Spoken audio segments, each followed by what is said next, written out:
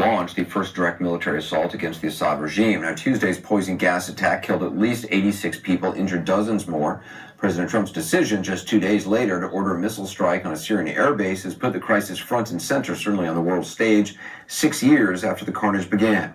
Here's Randy Kay with how we got here. I just want people to know. They call it the cradle of the how revolution. It started, this is war. Dara, Syria, 6 years a ago. small town about 50 miles from Damascus. Here is where graffiti containing anti-government slogans sparked the start of the Syrian uprising. It was March 2011, and more than a dozen children had been arrested for drawing that graffiti. Protesters demanded the release of the children and democratic reforms.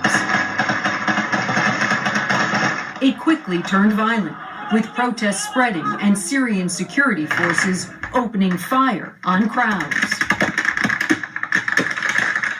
If it is bombed every day and 1,000 people die, this is our land and we will not leave it. Protesters targeted the government of Syrian President Bashar al-Assad.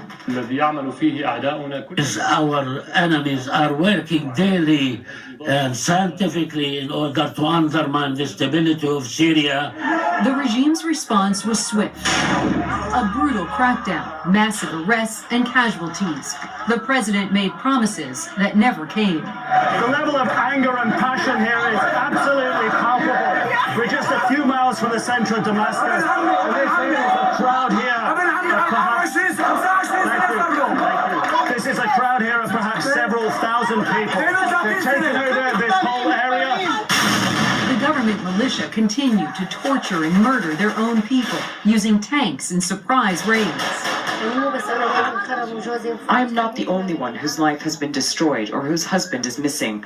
Everyone in this country has a missing person or a destroyed home or is displaced. We have been through so much. We have suffered and have come to hate life because of all these problems. Emails obtained by CNN, apparently from the Assad's private email accounts, show throughout it all they continue to live a life of luxury. One day in February 2012, the same day opposition fighters in Homs reported more than 200 killed, Mr. Assad's wife was emailing a friend about shoes she liked that cost about $7,000 a pair. In another email in which Syria's first lady used the fake name Alia, she contacted a London art dealer about art that cost as much as $16,500. All of this during the senseless slaughter of Syrian civilians. The UN estimates about 400,000 Syrians have been killed since the war began in 2011. And as of last December, nearly 5 million Syrians have fled the country, only adding to the refugee crisis in the Middle East. Many in Syria have lost hope. We are not scared. I mean, at least personally, I'm not scared of the chemical weapon. I mean, does it make a difference to die with a bullet or with a chemical weapon? Randy Kay, CNN, New York. Robert Ford was Tell me last what American you think, ambassador to Facebook. Syria. He met twice with Bashar al-Assad. Ambassador Ford To left me, Syria in 2012 when the U.S. closed the embassy.